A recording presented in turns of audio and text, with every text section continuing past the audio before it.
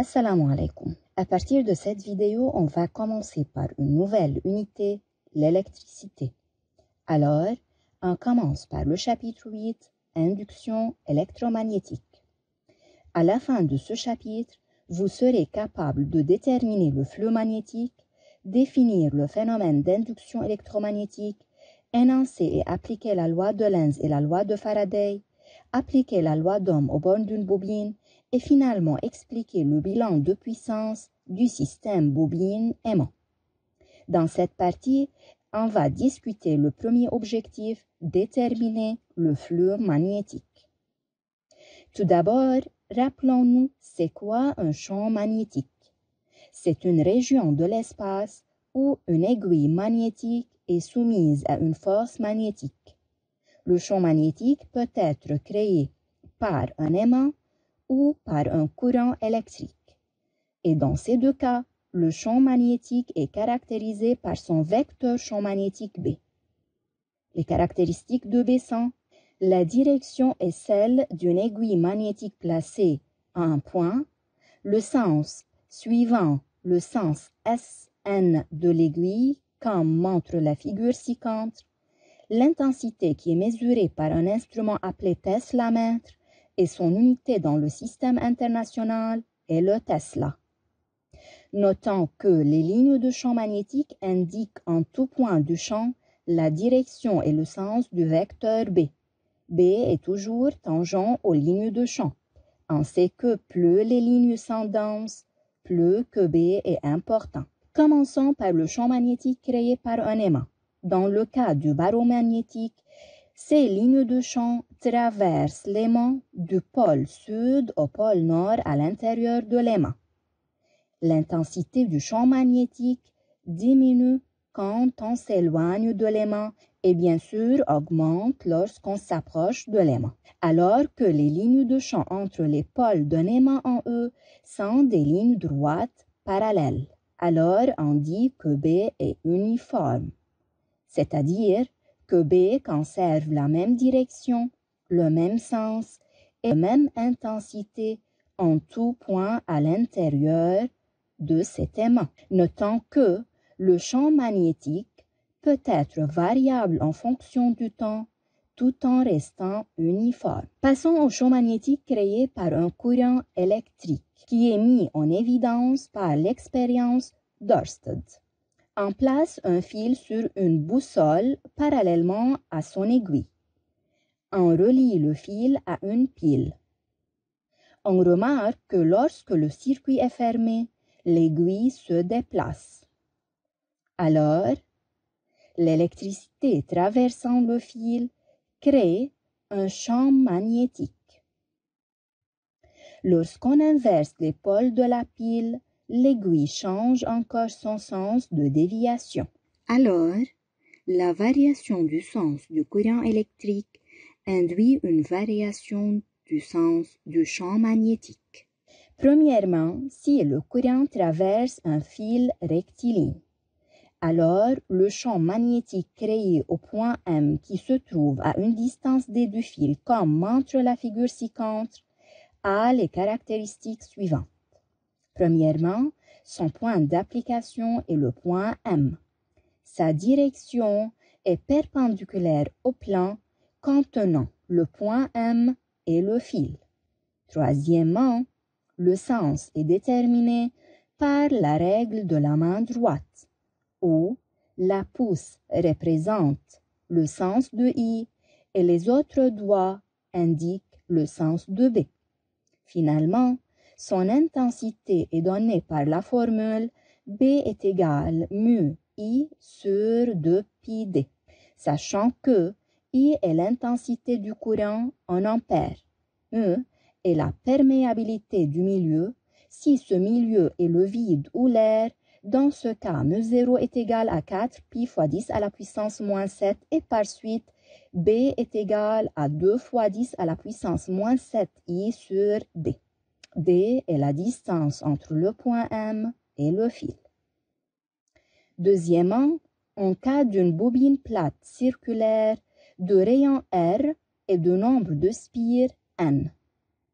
Le champ magnétique créé au centre de la bobine, traversé par un courant I, a pour point d'application le centre ici nommé O1. Comme direction, ce champ est perpendiculaire au plan des spires, c'est-à-dire B est suivant l'axe de la bobine. Son sens est déterminé par la règle de la main droite. Le pouce indique le sens de B, alors que les autres doigts indiquent le sens de I.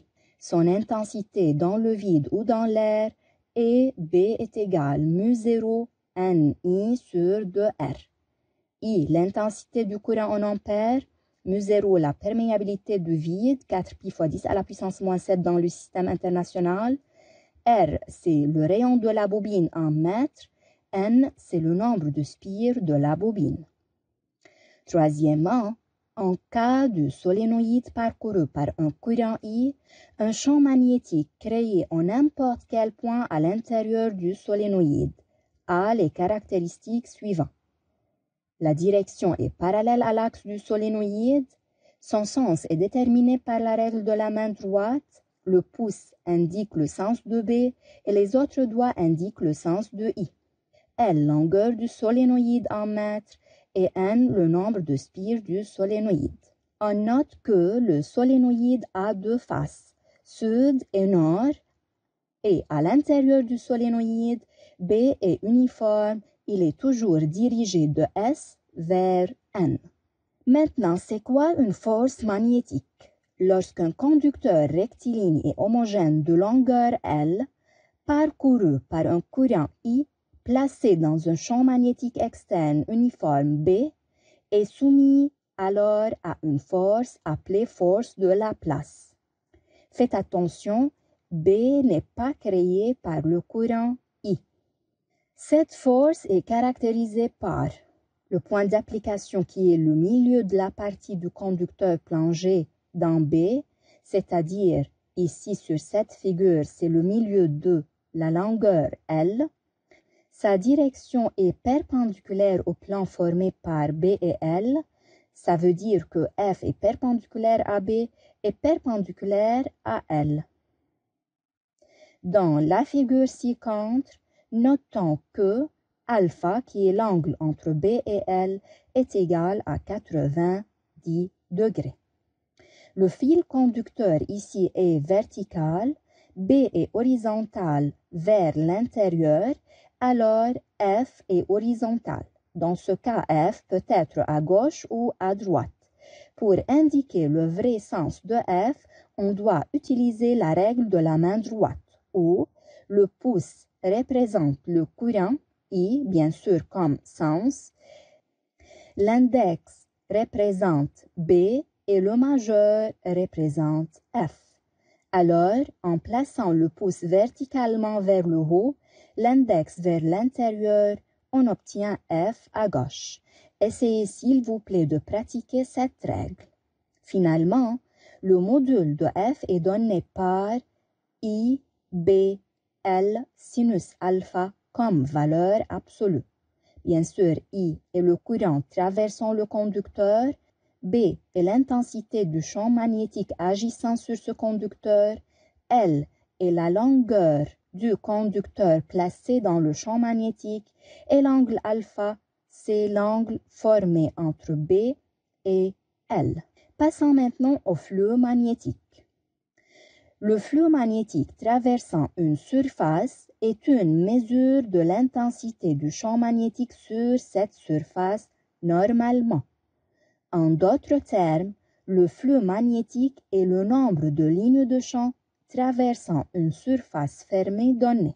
Le flux magnétique est représenté par phi, son intensité dans le système international est le Weber. Comme c'est évident à partir des définitions et de la figure ci-contre, on peut déduire que le flux dépend du champ, c'est-à-dire que lorsque le champ augmente, les lignes de champ seront plus serrées et plus nombreuses.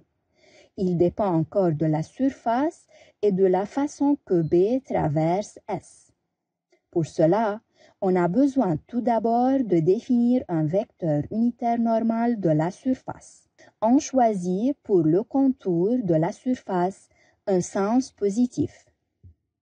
Le vecteur unitaire normal n doit être perpendiculaire à la surface. Son sens est déterminé par la règle de la main droite. Les doigts courbés indiquent le sens positif et le pouce indique le sens de n.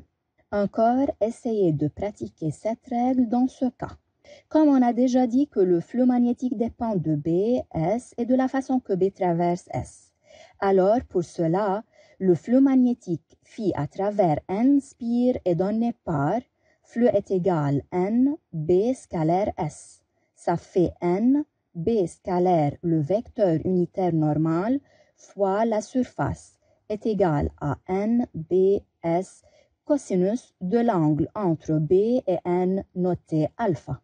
B est l'intensité du champ magnétique exprimée en Tesla dans le système international. S est la surface de la spire exprimée en mètres carrés. N est le vecteur unitaire perpendiculaire au plan de la spire. Alpha est l'angle entre B et N. Notons que le flux est une grandeur physique algébrique dépendant du sens de N. Si alpha est entre 0 et 90 degrés, dans ce cas, cosinus alpha est positif et par suite, le flux est positif. Si alpha est variable entre 90 degrés et 180 degrés, dans ce cas, cosinus alpha négatif et flux est négatif. Pour alpha est égal plus ou moins 90 degrés, cosinus alpha est nul et par suite, le flux est nul. Notons que si alpha est égal à 0, dans ce cas, le flux est maximum est égal à NBS. Application 1. Une spire circulaire de rayon R égale 10 cm est placée dans un champ magnétique uniforme B d'intensité égale 0,2 Tesla, faisant un angle 30 degrés avec la surface de la spire. Calculez le flux magnétique à travers la spire. Le flux magnétique est donné par la formule suivante, NBS fois cosinus alpha. Tout d'abord, le nombre de spires ici est égal à 1. B, ça fait 0,2. S, c'est la surface de la spire. Comme la spire a une forme circulaire, alors sa surface est égale à pi fois R au carré. R est exprimé en centimètres, on doit le convertir en mètres fois 10 à la puissance moins 2. Et l'angle formé entre B et la surface étant 30, alors l'angle entre B et N est 60. Donc, on met chaque terme par sa valeur numérique, on obtient finalement phi est égal pi fois 10 à la puissance moins 3 Weber. Application 2. Un solénoïde formé de 1000 spires, chacune de surface S égale 30 cm² est placée dans un champ magnétique uniforme B d'intensité B égale 2 fois 10 à la puissance moins 5 Tesla. Le solénoïde est maintenu de sorte que son axe soit parallèle à B. Calculez le flux magnétique à travers le solénoïde. Donc, le flux est égal à NBS cosinus alpha. Ici, B et N sont parallèles de même sens, alors alpha est égal à 0 et par suite cosinus alpha est égal à 1. Remplaçant N, B et S par leur valeur, on obtient le flux est égal à 6 fois 10 à la puissance moins 5 Weber. Comme résumé, le champ magnétique créé par un courant rectiligne, bien sûr dans le vide, est B égale 2 fois 10 à la puissance moins 7 I sur D. Le champ créé par une bobine plate est B est égal mu0 NI sur 2R. Par un solénoïde, B est égal mu0 NI sur L. La force électromagnétique est d'intensité IBL sinus alpha en valeur absolue. Le flux magnétique à travers N spire est donné par phi est égal NBS cosinus de l'angle entre B et N. C'est la fin de la première partie. Merci pour votre attention.